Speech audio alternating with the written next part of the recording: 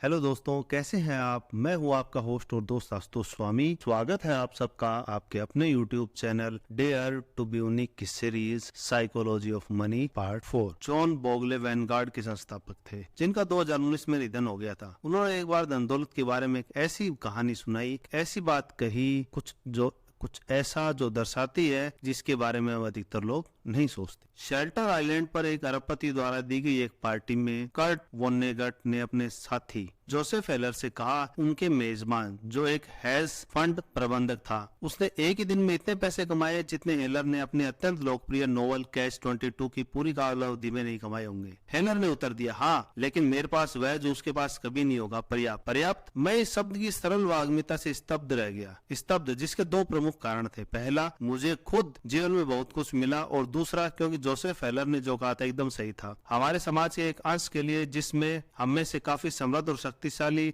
लोग शामिल हैं, आजकल कोई सीमा ही नहीं है जो पर्याप्तता को परिभाषित कर सके। यह कितना तीक्ष्ण और शक्तिशाली है। आइए मैं आपको पर्याप्त न होने के खतरों के दो उदाहरण देता हूँ और देखते हैं कि वे हमें क्या सिखा सकते। रजत गुप्ता का जन्म कोलकाता में हुआ था और किशोरावस्था में ही वे अनाथ हो गए थे। ऐसे लोग विशेषाधिकृत लोगों के बारे में बात करते हैं जो अपना जीवन थर्ड बेस पर शुरू करते हैं। गुप्ता तो बेसबॉल स्टेडियम भी नहीं देख पाए। उस उम्र से आगे चलकर रजत गुप्ता ने उच्च उपलब्धियां प्राप्त की, वे वाकई में अद्भुत थी। लगभग 45 वर्ष की उम्र में गुप्ता मैकिन्से के सीईओ बन गए, जो विश्व के सबसे प्रतिष्ठित कंसल्टिंग फर्म है। वे 2007 में सेवानिवृत्त हुए, जिसके बाद उन्होंने संयुक्त राष्ट्र और वर्ल्ड इकोनॉमिक फोरम में अहम भूमिका निभाई। उनके लौकिक ऐसे कार्यों में बिल गेट्स के साथ सहभागिता की। वे 5 अन्य पब्लिक कंपनियों के बोर्ड ऑफ डायरेक्टर में सम्मिलित थे। कोलकाता की झुग्गी झोपड़ी से निकलकर गुप्ता अभी तक के सबसे सफल उद्यमियों में से एक बन चुके थे। सफलता के साथ साथ उन्हें प्रचुर संपत्ति मिली। 2008 की खबरों के अनुसार गुप्ता की शुद्ध संपत्ति लगभग $100 मिलियन। इतनी राशि अधिकांश लोगों के लिए अपरिमेय है। उस राशि का 5% वार्षिक प्रतिफल प्रतिदिन लगभग $600 प्रति घंटा उत्पन्न करता है। वे जीवन में जो चाह कर सकते थे, और वे जो चाहते थे वे मात्र एक सेंटा मिलेनियर बनना नहीं चाहते थे, वे एक बिलियनियर बनना चाहते थे, और वे हर हाल में उसे पाना चाहते थे। गुप्ता गोल्डमैन सॉक्स के बोर्ड ऑफ डायरेक्टर में से एक थे, जिसके कारण वे विश्व के कुछ सबसे अमीर निवेशकों से घिरे हुए थे।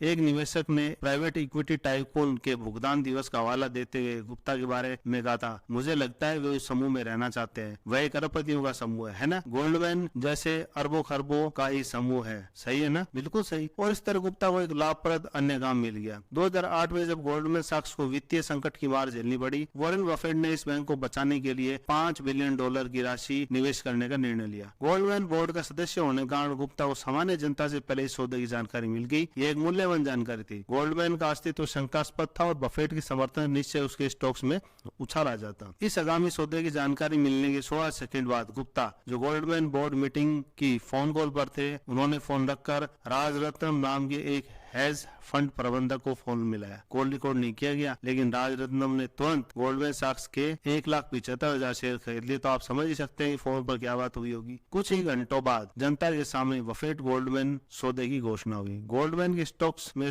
अचानक से भयंकर उछाल आया। राजरत्नम ने तुरंत $1 मिलियन कमा लिए। यह इस कथित प्रचलन का एक उदाहरण है। सीईसी का दावा है कि गुप्ता की भीतरी कमाई से उन्हें $17 मिलियन का लाभ हुआ। यह पैसा कमाने का आसान तरीका था और अभियुक्ताओं के लिए यह और भी आसान मामला था। और राजरत्नम दोनों को भीतरी लेनदेन के जुर्म में जेल गए और उनके कैरियर और प्रतिष्ठा दोनों हमेशा के लिए मिट्टी में मिल गए। अब बर्नी मैडोफ का उदाहरण ले लीजिए। उसके अपराध के बारे में सभी वाली बातें जानते हैं। मैडोफ चार्ली पोंजी के बाद से अब तक के सबसे कुख्यात पोंजी चालबाज है। मैडोफ निवेशकों को 2 दशक तक ठगता रहा, जब तक उसका अपराध पकड़ नहीं लिया गया। व्यंग्य पूर्वक रूप से गुप्ता के कारनामे कुछ ही हफ्ते बाद। यहाँ पर अनदेखा पहलू यह है कि मैडोफ है वो गुप्ता की तरह एक जालसाज के अलावा कुछ और भी था। पोंजी योजना जिसने उसे प्रसिद्ध बनाया, उससे पहले वह एक बेतहाशा सफल और विधि संगत व्यवसायी था। मैडोफ एक बाजार निर्माता जिसका काम स्टॉक खरीदारों और विक्रेताओं को आपस में जोड़ना था। वह इस काम में बहुत अच्छा था। 1992 में द वॉल स्ट्रीट जर्नल ने मैडोफ की मार्केटिंग मेकिंग फर्म का कुछ ऐसे बखान किया। बर्नार्ड एल ने एक अत्यधिक लाभदायक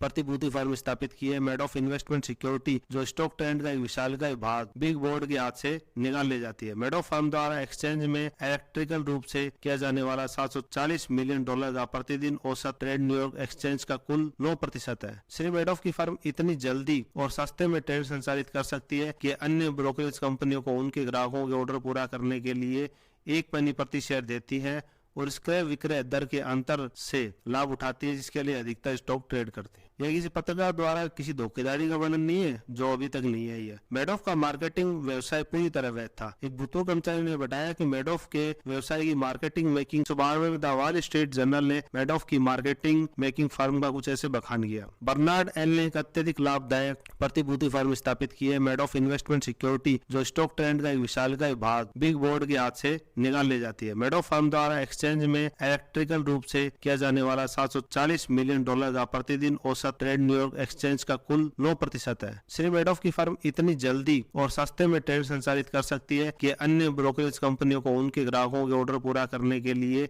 1 पेनी प्रति शेयर देती है और क्रय विक्रय दर के अंतर से लाभ उठाती है, जिसके लिए अधिकतर स्टॉक ट्रेड करते हैं। यह किसी पत्रकार द्वारा किसी धोखेधड़ी का वर्णन नहीं है जो अभी तक नहीं आई है। मैडॉफ का मार्केटिंग व्यवसाय पूरी तरह वैध था। एक भूतपूर्व कर्मचारी ने बताया कि मैडॉफ के व्यवसाय की मार्केटिंग मेकिंग शाखा प्रति वर्ष 25 मिलियन से 50 मिलियन कमाती थी। बर्नी मैडॉफ का वैध और धोखाधड़ी रहित व्यवसाय पूरी तरह सफल था। इसने इसे अत्यधिक और वैध रूप से समृद्ध बनाया और फिर आई धोखाधड़ी। जो प्रश्न में गुप्ता और मैडॉफ दोनों से पूछना चाहिए वह है कि कोई ऐसा जिसके पास अरबों खरबों डॉलर हो और वह और अधिक पैसा कमाने के लिए क्यों इतना बेताब होगा, जिसे पाने के लिए वे सब कुछ दांव पर लगा दे। वे लोग जो उत्तरजीविता के लिए संघर्ष है, उनके द्वारा किया गया अपराध अलग बात है।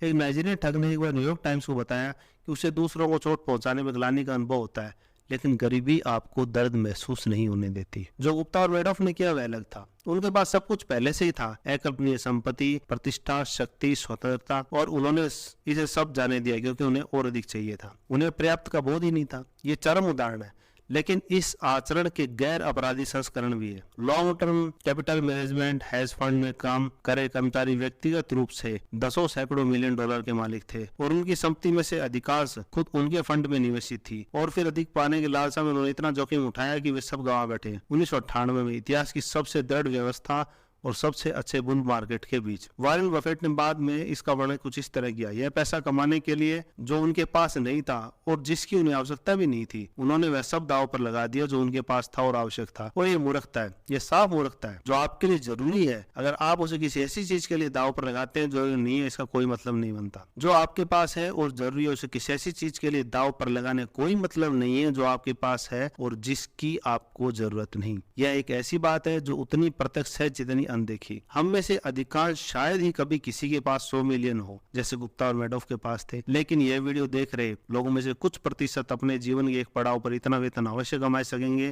कि वे अपनी हर जायज मांग पूरी कर सके और साथ ही उसमें से काफी कुछ पा सके जो वे चाहते हैं। लेकिन अगर आप उनमें से एक हैं तो कुछ बातें याद रखिए। सबसे कठिन वित्तीय कौशल गोल पोस्ट को चलने से रोकना है, लेकिन ये सबसे महत्वपूर्ण भी है। अगर नतीजे उम्मीद के साथ बढ़ते रहे तो अधिक पाने की चेष्टा कोई मतलब नहीं, क्योंकि और अधिक प्रयास के बाद आप बिल्कुल वैसा ही महसूस करेंगे। और खतरनाक होता जाता है जब ज्यादा का स्वाद, ज्यादा पैसा, ज्यादा ताकत, ज्यादा प्रतिष्ठा, संतुष्टि से ज्यादा महत्वाकांक्षा को बढ़ाता है। उस परिस्थिति में आगे बढ़ाया हुआ एक कदम गोल पोस्ट को 2 और कदम आगे धकेल देता है। आपको लगता है जैसे आप पीछे छूट रहे हैं और गति बनाए रखने का एकमात्र तरीका है और अधिक जोखिम उठाना। आधुनिक पूंजीवाद 2 चीजों में माहिर है, दौलत उत्पन्न करने में और साथ ही ईर्ष्या उत्पन्न करने में। शायद ये दोनों साथ ही पाए जाते हैं। अपने साथियों से आगे बढ़ने का जुनून सफलता का ईंधन हो सकता है, लेकिन पर्याप्त के बोध के बिना जीवन में मजा कुछ नहीं है। खुशी जैसा ही कहा जाता है, उम्मीदों के बिना नतीजे नहीं है। यहाँ असल सामाजिक समस्या तुलना है। एक नए बेसबॉल खिलाड़ी के बारे में सोचिए जो प्रति वर्ष $5,000 कमाता है। वह हर परिभाषा से अमीर है, लेकिन मान लीजिए अगर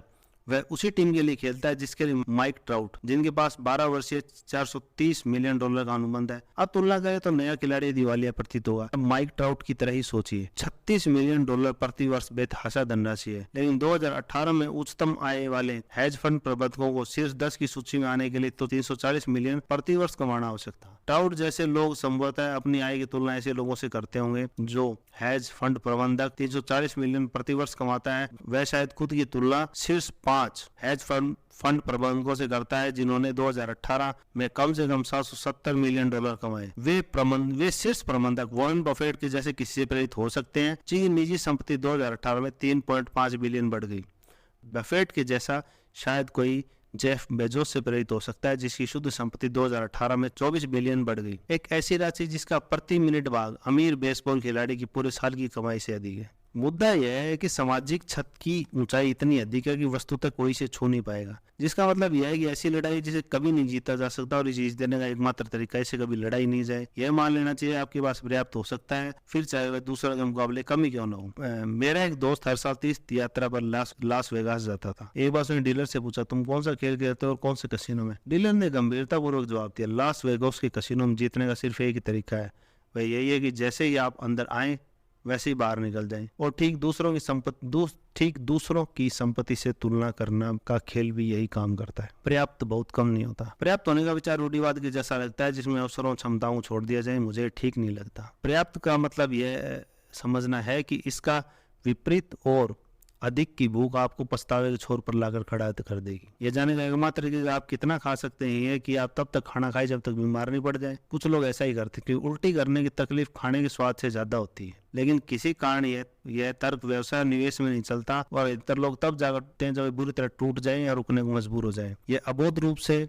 कुछ ऐसा भी हो सकता है, अपने काम में क्रियाशील हो जाने से लेकर एक जोखिम भरा निवेश आवंटन जिसे आप कायम में रख सकें। दूसरी तरफ दुनिया में रजत गुप्ता और बर्नी मैडोव जैसे लोग हैं जो चोरी करने पर उतर आते हैं, क्योंकि उन्हें लगता है कि बिना नतीजों की परवाह किए हर डॉलर हासिल करना जरूरी है। जो भी हो, हर एक संभावित डॉलर को टुकराने की असमर्थता आगे चलकर आपको भारी पड़ेगी। बहुत सारी चीजें जोखिम में डालने लायक नहीं, चाहे संभावित लाभ कितना अधिक हो। जेल से रिहा होने के बाद रजत गुप्ता ने न्यूयॉर्क टाइम्स को बताया कि उन्होंने महत्वपूर्ण सीख पाई, कभी भी किसी चीज से हद से ज्यादा अनुरक्त न हो। आपकी प्रतिष्ठा, आपकी उपलब्धियां, इनमें से कुछ भी। मैं अब इस बारे में सोचता हूँ इससे क्या फर्क पड़ता है। ठीक है, जो हुआ उसने मेरी प्रतिष्ठा को अनुचित रूप से नष्ट कर दिया और यह तभी तकलीफ देता है अगर मैं अपनी प्रतिष्ठा से बहुत लगाव रखता हूँ। शायद उनके अनुभवों से लिया गया सबसे खराब सबक मालूम पड़ता है और मुझे लगता है कि एक ऐसे आदमी का खुद को तसल्ली देने के लिए बहाना है जो बुरी तरह अपनी प्रतिष्ठा वापस पाना चाहता है, लेकिन वह जा चुकी है। प्रतिष्ठा अमूल्य है, आजादी और स्वावलंबन अमूल्य है, परिवार और दोस्त अमूल्य है, जिन्हें आप प्यार करते हैं उनका प्यार पाना अमूल्य है, खुशी अमूल्य है। और इन सबको बनाए रखने का सबसे तय यह है कि कब आपको वे जोखिम उठाना बंद कर देना चाहिए जो इन्हें नुकसान पहुंचाता है,